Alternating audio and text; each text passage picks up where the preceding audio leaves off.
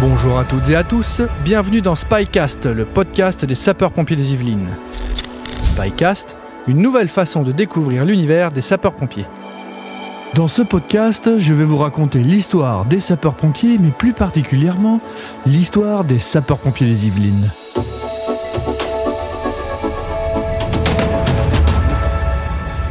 Tout d'abord, afin de comprendre l'histoire des pompiers des Yvelines, il faut remonter au début de l'histoire. Si les mythes antiques de la Grèce réservent une place essentielle au feu, c'est la Rome antique qui offre aux services d'incendie leur première structure organisée, tout au moins pour ce qu'on a pu retenir de l'histoire. C'est ainsi que naquit le droit des services d'incendie. C'est l'empereur Auguste, l'un des plus brillants que nous ait livré la Grande Rome, qui a organisé et militarisé une véritable légion de soldats du feu, la Militia Vigilum. En plus de ses prérogatives en matière de lutte contre l'incendie, cette institution était également chargée de réprimer ou déférer à cette fin devant le préfet les auteurs d'incendies. Le système mis en place par Auguste fut étendu aux principales villes de l'Empire romain et de la Gaule, mais ne survécut pas à la chute de l'Empire. En France, loin d'atteindre la discipline et la rigueur romaine, les structures et dispositifs chargés de lutter contre l'incendie demeurent longtemps embryonnaires et limités à des actions de surveillance. La légende rapporte que sous Gildebert Ier, l'incendie qui ravageait une grande partie de la ville de Paris fut arrêté grâce à la présence fortuite de Saint Lubin qui accomplit un miracle. Les Mérovingiens et Carolingiens se soucièrent de la surveillance, notamment par la mise en place de veilleurs de nuit, mais ne s'attaquèrent pas à la lutte contre le feu. En cas de sinistre, chacun accourait au feu avant que ne soient mises en place des patrouilles, puis des postes fixes et qu'on ne fasse appel aux moines. Munis de bâches, d'échelles et de seaux, ces hommes d'église étaient tenus de se porter sur les lieux du sinistre, constituant ainsi les ancêtres des corps des sapeurs-pompiers.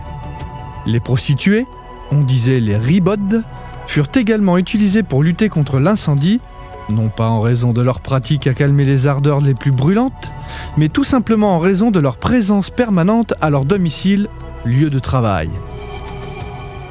En France, l'organisation des secours remonterait à l'an 803 sous le règne de Charlemagne.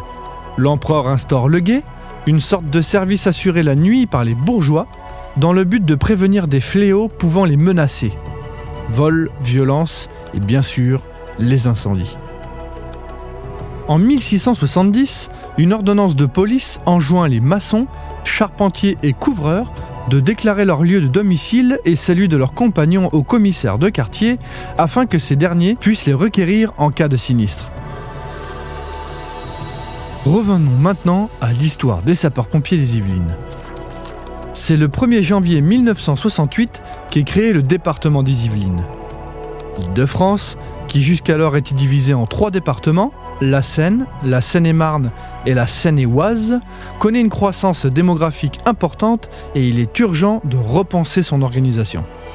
Une transformation administrative, en gestion depuis le début des années 60, est inscrite à l'ordre du jour à l'Assemblée nationale sous l'impulsion du général de Gaulle.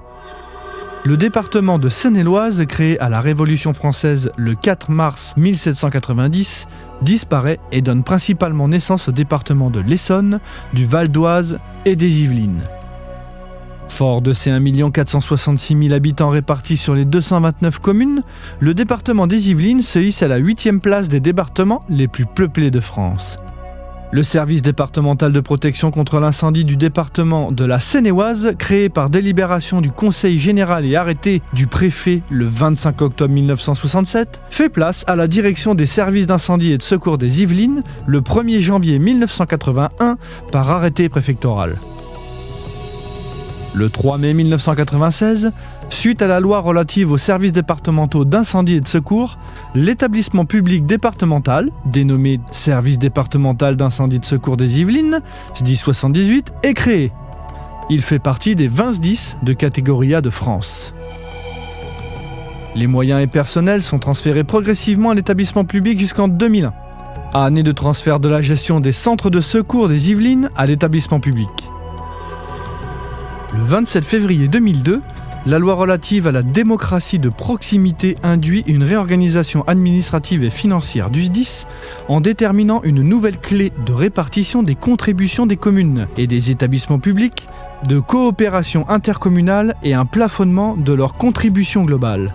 Tout d'abord découpé en 4 groupements territoriaux, le SDIS 78 passe au 1er janvier 2004 à une organisation en 3 groupements territoriaux, Est, Ouest, Sud. Le Centre opérationnel départemental d'incendie et de secours des Yvelines, CODIS 78, est situé à Versailles, dans l'enceinte du centre de secours. Le 13 août 2004 est promulguée la loi sur la modernisation de la sécurité civile qui fixe pour objectif de mobiliser l'ensemble des compétences impliquées dans la prévention et l'organisation des secours concernant les risques technologiques, naturels ou de nature terroriste.